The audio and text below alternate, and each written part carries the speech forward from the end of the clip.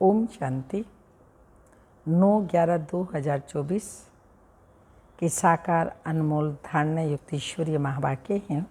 मीठे बच्चे, बाप आया है तुम बच्चों को भक्ति तू आत्मा से, ज्ञानी तू आत्मा बनाने, पतित से पावन बनाने। क्वेश्चन, ज्ञानवान बच्चे किस चिंतन में सदा रहते हैं? आंसर, मैं अविनाशी आत्मा हूँ, यह शरीर विनाशी है, मैंने 84 शरीर धारण किए हैं, अब यह अंतिम जन्म है। आत्मा कभी छोटी बड़ी नहीं होती है, शरीर ही छोटा बड़ा होता है। ये आंखें शरीर में हैं, लेकिन इनसे देखने वाली मैं आत्मा हूँ। बाबा आत्माओं को ही ज्ञान का तीसरा नेत्र देते हैं, वह भी जब तक शरीर का आधार ना ले तब तक पढ़ा नहीं सकते। ऐसा चिंतन ज्ञानवान बच्चे सदा करते रहते हैं। ओम शांति। ये किसने कहा? आत्मा ने। ओम शांति किसने कहा? आत्मा ने। अविनाशी आत्मा ने कहा शरीर द्वारा। शरीर और आत्मा में कितना फर्क है। शरीर 5 तत्वों का इतना बड़ा पुतला बन जाता है, भले छोटा भी है तो भी आत्मा से तो जरूर बड़ा है ना।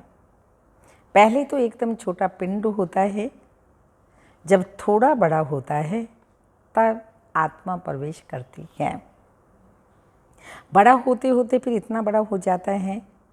आत्मा तो चैतन्य है ना। जब तक आत्मा प्रवेश ना करे तब तक पुतला कोई काम का नहीं रहता। कितना फर्क है। बोलने चलने वाली भी आत्मा ही है। वह इतनी छोटी सी बिंदी है, वो कभी छोटी बड़ी नहीं होती, विनाश को नहीं पाती। अब यह परम आत्मा बाप ने समझाया है, मैं अविनाशी हूँ और यह शरीर विनाशी है। उनमें मैं प्रवेश कर पाठ बजाता हूँ। ये बातें तुम अभी चिंतन में लाते हो। आगे तो ना आत्मा को जानते थे ना परमात्मा को जानते थे, सिर्फ कहने मात्र कहते थे हे परम पिता परमात्मा। आत्मा भी समझते थे, परंतु कोई ने कहा तुम परमात्मा हो। ये किसने बतलाया? इन भक्ति मार्ग वालों ने, गुरुओं ने, शास्त्रों ने। सत्युग में तो कोई बतलाएंगे नहीं। अभी बाप ने समझाया है, तुम मेरे बच्चे हो। आत्मा नेचुरल है, शरीर अननेचुरल मिट्टी का बना हुआ है। जब आत्माएं हैं तो बोलती चालती हैं। अभी तुम बच्चे जानते हो, हम आत्माओं को बाप आकर समझाते हैं। निराकार शिव बाबा इस संगम युग पर ही इस शरीर द्वारा आकर सुनाते हैं। ये आंखें तो शरीर में रहती है ना। अभी बाप ज्ञान चक्षु देते हैं। आत्मा में ज्ञान नहीं है तो अज्ञान चक्षु है। बाप आते हैं तो आत्मा को ज्ञान का चक्षु मिलता है। आत्मा ही सब कुछ करती है। आत्मा कर्म करती है शरीर के द्वारा। अभी तुम समझते हो बाप ने ये शरीर धारण किया है, अपना भी राज बताते हैं। सृष्टि के आदि मध्य अंत का भी राज बताते हैं। सारे नाटक का भी नॉलेज देते हैं। आगे तुमको कुछ भी पता नहीं था। हाँ, नाटक जरूर है, सृष्टि का चक्र फिरता है, परंतु कैसे फिरता है ये कोई भी नहीं जानते हैं। रचयिता और रचना के आदि मध्य अंत का ज्ञान अभी तुमको मिलता है, बाकी तो सब है भक्ति। बाप ही आकर तुमको ज्ञानी तो आत्मा बनाते हैं। आगे तुम भक्ति तो आत्मा थे, तो आत्मा भक्ति करते थे। अभी तुम आत्मा ज्ञान सुनते हो। भक्ति को कहा जाता है अंधियारा, ऐसे नहीं कहेंगे भक्ति से भगवान मिलता है। बाप ने समझाया है भक्ति का भी पार्ट है, ज्ञान का भी पार्ट है। तुम जानते हो हम भक्ति करते थे तो कोई सुख नहीं था। भक्ति करते धक्का खाते रहते थे, बाप को ढूंढते थे। अभी समझते हो यज्ञ तप दान पुण्य आदि जो भी कुछ करते थे, ढूंढते ढूंढते धक्का खाते खाते तंग हो जाते हैं, तमो प्रधान बन जाते हैं। क्योंकि गिरना तो है ही ना, झूठ काम करना छी छी होना होता है, पतित बन गए ना। ऐसे नहीं कि पावन होने के लिए भक्ति करते थे। भगवान से पावन बनने बिगर हम पावन दुनिया में जा नहीं सकेंगे। ऐसे नहीं कि पावन बनने बिगर भगवान से नहीं मिल सकते। भगवान को तो कहते हैं आओ आकर के पावन बनाओ। पतित ही भगवान से मिलते हैं पावन होने के लिए। पावन से तो भगवान मिलता नहीं। सत्युग में थोड़ी लक्ष्मी नारायण से भगवान मिलता है। भगवान आकर के तुम पतितों को पावन बनाते हैं और तुम यह शरीर छोड़ देते हो। पावन तो इस तमो प्रधान पतित सृष्टि में रह नहीं सकते। बाप तुमको पावन बना करके गुम हो जाते हैं। उनका पार्ट ही है ड्रामा में वंडरफुल। जैसे आत्मा देखने में आती नहीं, भल साक्षात्कार होता है तो भी समझ ना सकें। और तो सबको समझ सकते हैं ये फलाना याद करते हैं, चाहते हैं फलाने का चैतन्य में साक्षात्कार हो तो कोई मतलब नहीं। अच्छा चैतन्य में देखते हो फिर क्या, साक्षात्कार हुआ फिर तो गुम हो जाएगा। अल्पकाल क्षण भंगुर सुख की आश पूरी होगी। गणेश का, हनुमान का, देवी का साक्षात्कार हो जाता है तो बाबा ने कहा ये अल्पकाल की क्षण भंगुर आश पूरी होती है, उसको कहा जाएगा अल्पकाल क्षण भंगुर सुख। साक्षात्कार की चाहना थी वह मिला, बस यहाँ तो मूल बात है पतित से पावन बनने की। पावन बनेंगे तो देवता बन जाएंगे, अर्थात स्वर्ग में चले जाएंगे। शास्त्रों में तो कल्प की आयु लाखों वर्ष लिख दी है। समझते हैं कलयुग में अर्जुन 40,000 वर्ष पड़ा है। बाबा तो समझाते हैं सारा कल्प ही 5,000 वर्ष का है। तो मनुष्य अंधियारे में है ना, उसको कहा जाता है घोर अंधियारा। ज्ञान कोई में है नहीं, वो सब है भक्ति।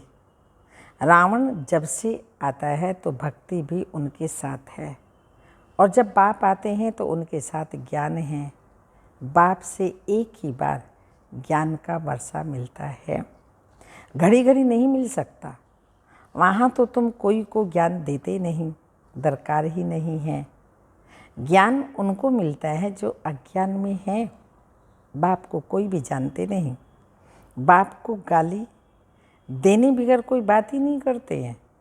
ये भी तुम बच्चे अभी समझते हो।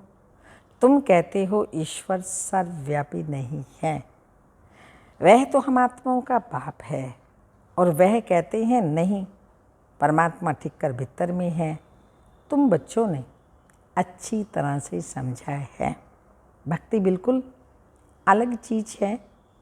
उनमें जरा भी ज्ञान नहीं होता, समय ही सारा बदल जाता है।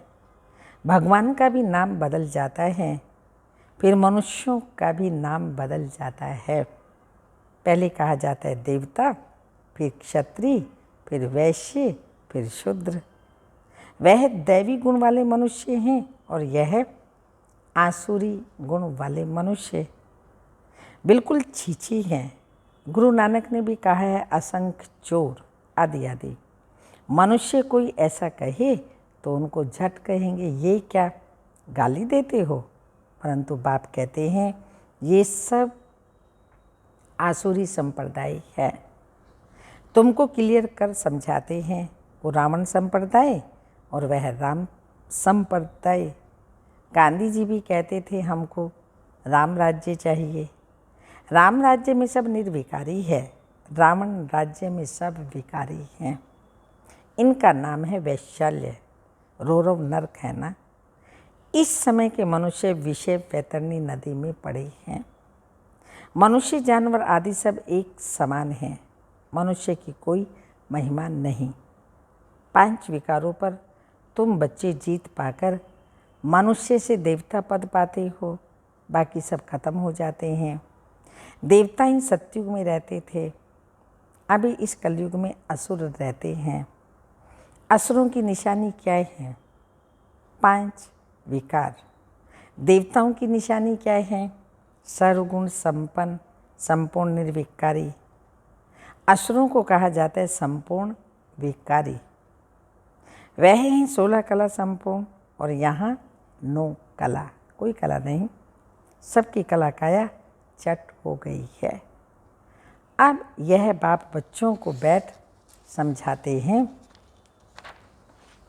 बाप आते ही हैं पुरानी आसुरी दुनिया को चेंज करने। रावण राज्य वैशाल्य को शिवालय बनाते हैं।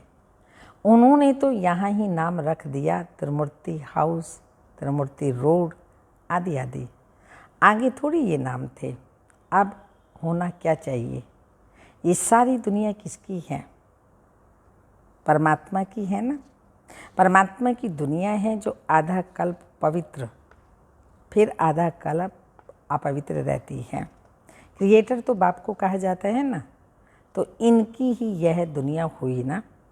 बाप समझाते हैं मैं ही मालिक हूँ, मैं बीज रूप चैतन्य ज्ञान का सागर हूँ। मेरे में सारा ज्ञान है और कोई में नहीं। तुम समझ सकते हो, इस सृष्टि चक्र के आदि मध्य अंत का नॉलेज बाप में ही है, बाकी तो सब हैं कपोड़े। मुख्य कपोड़ा बहुत खराब है, जिसके लिए बाप उलाहना देते हैं। तुम मुझे ठिक्कर भित्तर कुत्ते बिल्ली सब में समझ बैठे हो, तुम्हारी क्या दुर्दशा हो गई है। नई दुनिया के मनुष्यों और पुरानी दुनिया के मनुष्यों में रात दिन का फर्क है। आधा कल्प से लेकर अपवित्र मनुष्य पवित्र देवताओं को माथा टेकते हैं। ये भी बच्चों को समझाया है। पहले पहले पूजा होती है शिव बाबा की, जो शिव बाबा ही तुमको पुजारी से पूज्य बनाते हैं। रावण तुमको पूज्य से पुजारी बनाते हैं, फिर बाप ड्रामा अनुसार तुमको पूज्य बनाते हैं। रावण आदि यह सब नाम तो है ना। दशहरा जब मनाते हैं तो कितने मनुष्यों को बाहर से विदेशों से बुलाते हैं, परंतु अर्थ कुछ नहीं समझते। देवताओं की कितनी निंदा करते हैं, जैसे बातें तो बिल्कुल है ही, ऐसी बातें तो बिल्कुल है ही नहीं। जैसे कहते हैं ईश्वर नाम रूप से न्यारा है अर्थात नहीं है, वैसे यह जो कुछ खेल आदि बनाते हैं कुछ है ही नहीं। ये सब है मनुष्यों की बुद्धि। मनुष्य मत को आसुरी मत कहा जाता है। यथा राजा रानी तथा प्रजा सब ऐसे बन जाते हैं। इनको कहा जाता है डेविल वर्ल्ड। सब एक दो को गाली देते रहते हैं। तो बाप समझाते हैं बच्चे, जब बैठते हो तो अपने को आत्मा समझ बाप को याद करो। तुम अज्ञान में थे, परमात्मा को ऊपर समझते थे, अभी तो जानते हो बाप यहाँ आया हुआ है, तो ऊपर में नहीं। तुमने बाप को यहाँ बुलाया है इस तन में। तुम जब अपने अपने सेंटर्स पर बैठते हो तो समझेंगे शिव बाबा मधुबन में इनके तन में हैं। ब्रह्मा बाबा के भक्ति मार्ग में तो परमात्मा को ऊपर ही मानते थे, हे भगवान, हे ईश्वर आदि आदि। अभी तुम बाप को कहाँ याद करते हो? क्या बैठकर करते हो? तुम जानते हो ब्रह्मा के तन में है तो जरूर यहाँ याद करना पड़ेगा। ऊपर में तो है नहीं, यहाँ पर आया हुआ है पुरुषोत्तम संगम युग पर। बाप कहते हैं तुमको इतना ऊंच बनाने मैं यहाँ आया हूँ। तुम बच्चे वहाँ याद करेंगे, भक्त ऊपर में याद करेंगे। तुम भल विलायत में होंगे तो भी कहेंगे ब्रह्मा के तन में शिव बाबा है। तन तो जरूर चाहिए ना। कहाँ भी तुम बैठे होंगे तो जरूर यहाँ याद करेंगे। ब्रह्मा के तन में ही याद करना पड़े ना। कई बुद्धिहीन ब्रह्मा को नहीं मानते। बाबा ऐसे नहीं कहते ब्रह्मा को याद ना करो। ब्रह्मा बिगड़ शिव बाबा कैसे याद पड़ेगा। बाप कहते हैं मैं इस तन में हूँ, इसमें मुझे याद करो। इसलिए तुम बाप और दादा दोनों को याद करते हो। बुद्धि में यह ज्ञान है इनकी अपनी आत्मा है, शिव बाबा को तो अपना शरीर है नहीं। तो बाप ने कहा है मैं इस प्रकृति का आधार लेता हूँ। बाप बैठ सारे ब्रह्मांड और सृष्टि के आदि मध्य अंत का राज समझाते हैं और कोई ब्रह्मांड को जानते ही नहीं है। ब्रह्म जिसमें हम और तुम रहते हो, सुप्रीम बाप, नॉन सुप्रीम आत्माएं रहने वाली उस ब्रह्मलोक शांति धाम की है। शांति धाम बहुत मीठा नाम है। ये सब बातें तुम्हारी बुद्धि में हैं। हम असुल वहाँ के रहवासी हैं, ब्रह्म में तत्व के, जिसको निर्वाण धाम वानप्रस्थ कहा जाता है। ये बातें अभी तुम्हारी बुद्धि में हैं। सब भक्ति, जब भक्ति है तो ज्ञान का अक्षर नहीं। इनको कहा जाता है पुरुषोत्तम संगम युग, जबकि चेंज होती है। पुरानी दुनिया में असुर रहते हैं, नई दुनिया में देवताएं रहते हैं। तो उनको चेंज करने के लिए बाप को आना पड़ता है। सतयुग में तुमको कुछ भी पता नहीं रहेगा। अभी तुम कलयुग में हो तो भी कुछ पता नहीं। जब नई दुनिया में होंगे तो भी इस पुरानी दुनिया का कुछ पता नहीं होगा। अभी पुरानी दुनिया में हो तो नई का मालूम नहीं है। नई दुनिया कब थी पता नहीं, वो तो लाखों वर्ष कह देते हैं। तुम बच्चे जानते हो बाप संगम युग पर ये कल्प कल्प आते हैं, आकर इस वैरायटी झाड़ का राज समझाते हैं। और यह चक्र कैसे फिरता है वह भी तुम बच्चों को समझाते हैं। तो तुम्हारा धंधा भी यह समझाने का है। अब एक एक को समझाने के लिए बहुत टाइम लग जाए, इसलिए अभी तुम बहुतों को समझाते हो। बहुत समझते हैं ये मीठी मीठी बातें, फिर बहुतों को समझानी है। तुम प्रदर्शनी आदि में समझाते हो ना, अब शिव जयंती पर भी और अच्छी रीति बहुतों को बुला करके समझाना है। खेल की ड्यूरेशन कितनी है तुम तो एक्यूरेट बताएंगे ना। यह टॉपिक्स हुई, हम भी यह समझाएंगे। तुमको बाप समझाते हैं ना, जिससे तुम देवी देवताएं बन जाते हो। जैसे तुम समझ करके देवता बनते हो वैसे औरों को भी बनाते हो। तो बाप ने समझाया है। हम किसी की ग्लानि आदि नहीं करते, हम तो बतलाते हैं। ज्ञान को सद्गति मार्ग कहा जाता है। एक सतगुरु ही है पार करने वाला। ऐसे ऐसे मुख्य पॉइंट्स निकाल करके समझाओ।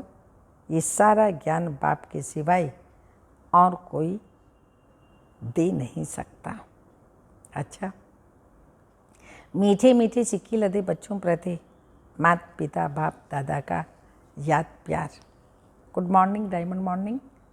रूहानी बाप के रूहानी बच्चों को नमस्ते। हम रूहानी बच्चों के रूहानी माता पिता बाप दादा को याद प्यार। गुड मॉर्निंग, डायमंड मॉर्निंग, ओम नमस्ते। धारणा के लिए मुख्य सार है पुजारी से पूज्य बनने के लिए संपूर्ण निर्विकारी बनना है। ज्ञानवान बन स्वयं को स्वयं ही चेंज करना है। अल्पकाल सुख के पीछे नहीं जाना है। सेकंड पॉइंट, बाप और दादा दोनों को ही याद करना है। ब्रह्मा बिगड़ शिव बाबा याद आ नहीं सकता। भक्ति में ऊपर याद किया, अभी ब्रह्मा तन में आया है तो दोनों ही याद आने चाहिए, शिव बाबा और ब्रह्मा बाबा। वरदान, हर कर्म में विजय का अटल निश्चय और नशा रखने वाले अधिकारी आत्म भाव। स्पष्टीकरण, विजय हमारा जन्मसिद्ध अधिकार है। इस स्मृति से सदा उड़ते चलो, कुछ भी हो जाए ये स्मृति में लाओ कि मैं सदा विजयी हूँ। क्या भी हो जाए ये निश्चय अटल हो। नशे का आधार ही निश्चय है, निश्चय कम तो नशा कम, इसलिए कहते हैं निश्चय बुद्धि विजय। निश्चय में कभी कभी वाले नहीं बनना। अविनाशी बाप है तो अविनाशी प्राप्ति के अधिकारी बनो। हर कर्म में विजय का नशा, निश्चय और नशा हो। स्लोगन, बाप के स्नेह की छत्र छाया के नीचे रहो तो कोई भी विघ्न ठहर नहीं सकता। बाप के स्नेह की छत्र छाया के नीचे रहो तो कोई भी विघ्न ठहर नहीं सकता।